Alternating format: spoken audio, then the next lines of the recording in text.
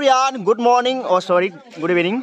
तो हम लोग का जो अभी ये हम लोग का आसाम का जो सबसे फेमस है बिहू का, ये अभी चल रहा है।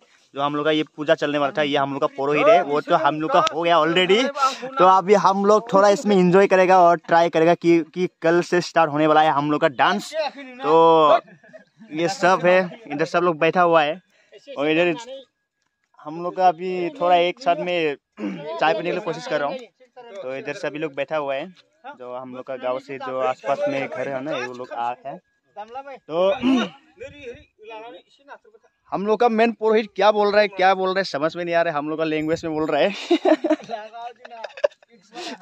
तो अभी जो ये हम लोग का है उसको हम उठाने वाला है, थोड़ा खा पी के इधर डांस करेगा, थोड़ा मस्ती करेगा। तो आप लोग को हम मस्ती दिखाने के लिए थोड़ा कोशिश करेगा।